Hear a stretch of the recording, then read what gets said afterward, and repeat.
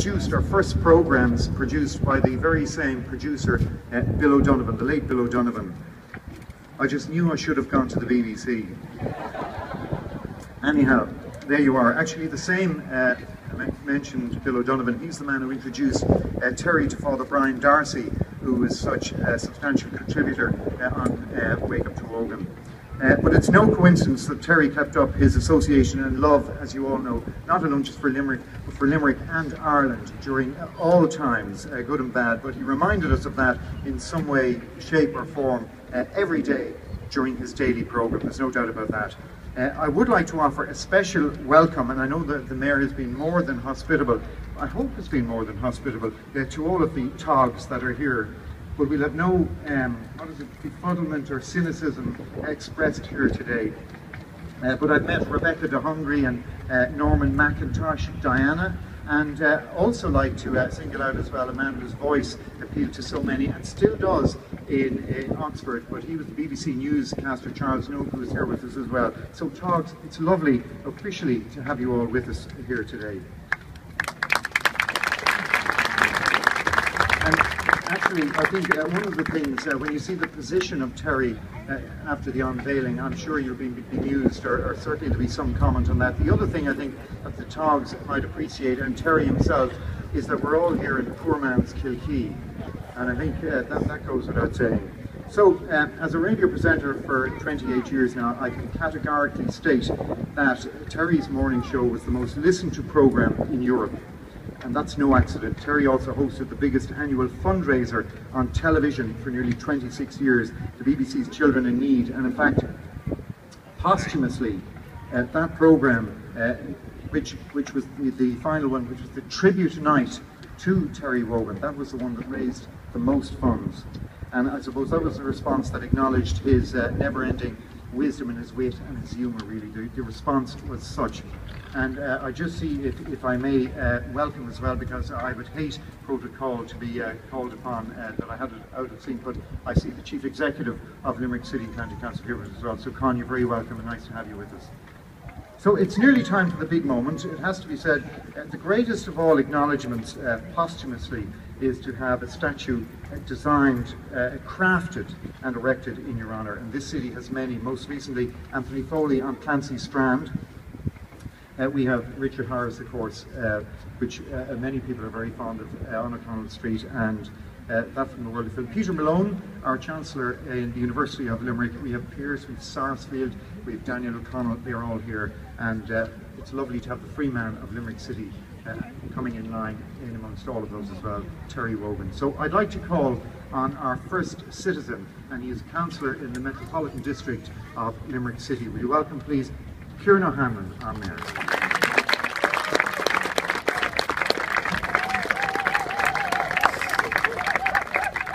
Try and behave yourselves over there. So, elected representatives, council officials, friends and former colleagues of Terry Wogan, other distinguished guests, ladies and gentlemen, and a special welcome also to Terry's Togs, ye old geezers and gals. Thank you for travelling here from across Britain and indeed throughout Ireland. Many people have travelled long distances to be here on this very special occasion. The warmest of welcomes to what is a special occasion, a special day here in Limerick, as we make what is essentially our formal dedication with the unveiling of this statue to one of Limerick's favourite and best known sons. Limerick is a very proud city. We are proud of our remarkable history, and for those of you who are here for the first time, I would invite you to explore, not least with a visit to King John's Castle, just down the river here from us on your stay here. We are proud of our landscape, and here behind me is one of the reasons why. The majestic River Shannon, the longest river in either Ireland or Britain. We are proud of our culture, synonymous and most associated with sport, not least at the home of Munster Rugby, but also in the arts, across all its strands. We have one of the top 50 colleges of art and design in the world, for example. Equally, under the culture banner, we have a huge legacy in entertainment.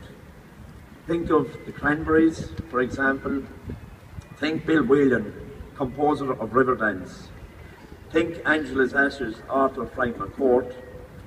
Think actors such as the legendary late Richard Harris, and this year's Academy Award Best Actress nominee, Ruth Negga.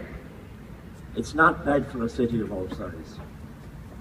Limerick is indeed a proud city, and we are most proud of our people.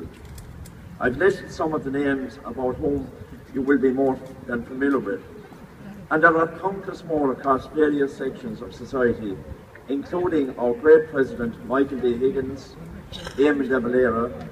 The F in the John Fitzgerald Kennedy is for the Fitzgerald, and that goes back to Brough here in County Limerick. We are right to be proud of our people. They have brought, as the old Irish phrase says, clue of his call to Limerick, that is, fame and reputation. Across the world they went making positive statements and positive impacts. Great ambassadors for Limerick, one and all. Today we honour a man who certainly across the water was our greatest export, because there was no one, absolutely no one, like Terry Wogan. He meant many different things to many people, but to all those he meant an awful lot. We think of him as a broadcaster first, a TV personality, radio show host, comedian, a satirist. We even think of him in the same breath as Children in Need, Eurovision and Blankety Blank. And by the way, it's not in my speech here, but Terry was a bit of a comedian in his own right, as many people will know. And I have the story where he was working in, I won't say what bank he was working in, as a young teller. But around Christmas, a lot of the farmers would come in with turkeys and bottles of whiskey for the manager. And the manager wasn't too anxious to share a lot of these with the staff. But, so Terry wasn't too impressed with this.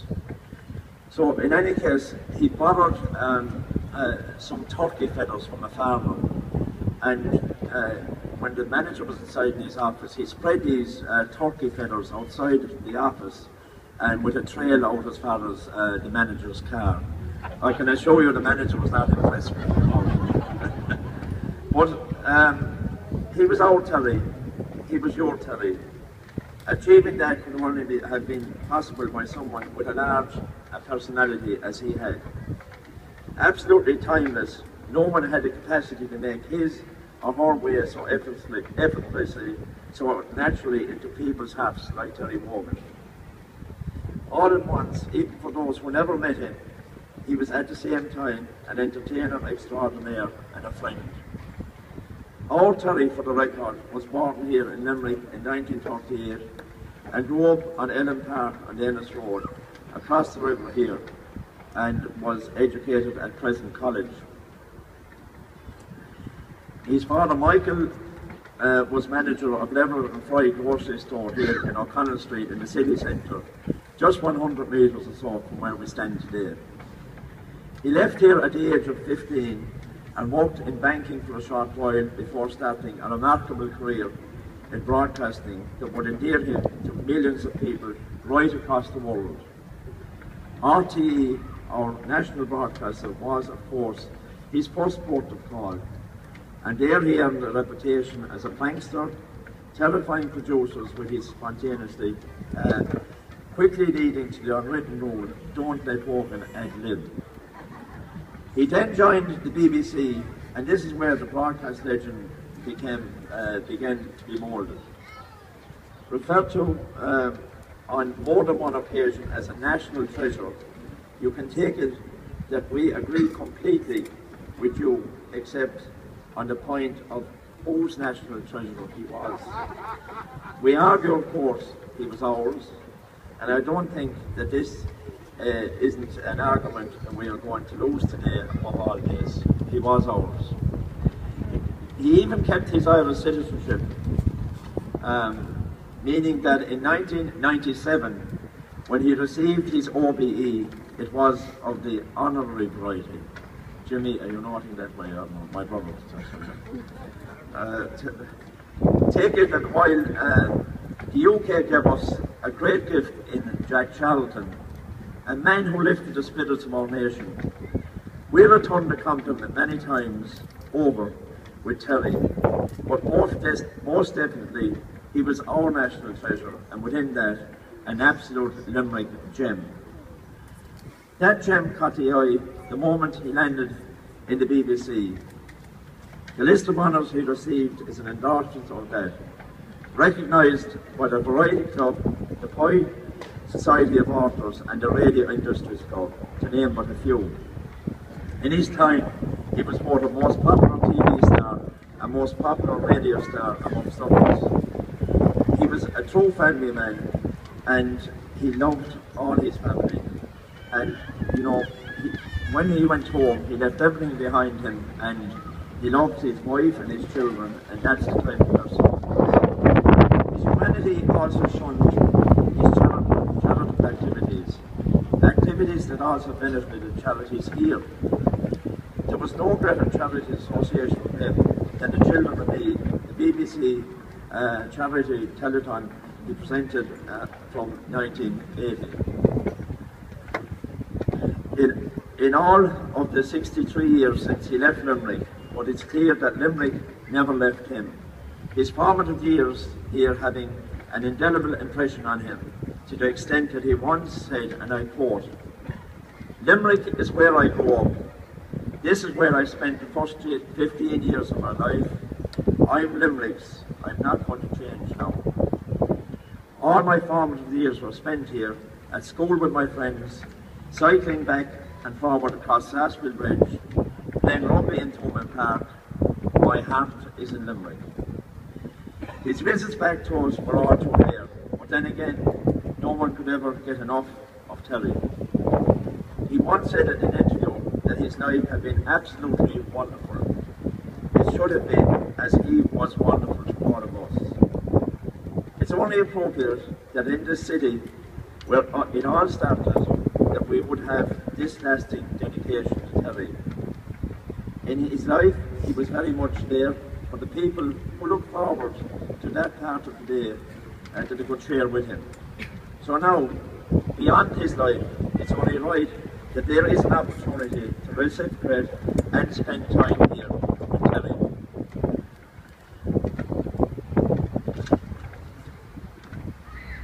And today, you know, I'm very honoured to be doing this. As I said, I welcome particularly Terry's talks here, and it's wonderful to have, you know, great music here.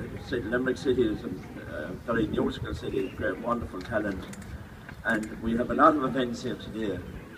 But for me, as my last official function as mayor, I'm absolutely thrilled and honoured that this is happening today. And I do hope that this is the start of many things and great things to come. We hope to plan a festival around probably the birthday of Terry. I think it was the 3rd of August, somebody told me last night.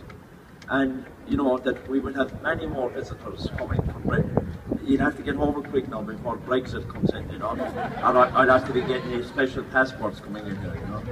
But you know, I do hope that many people will visit here in Limerick, and not alone see Terry here in his glory, but see what a wonderful city we have, this county. And I'm very proud to be the mayor of this great place. And I really am delighted that so many people are here from Limerick today, and I look forward to the unveiling shortly. It's going to mean a lot of it.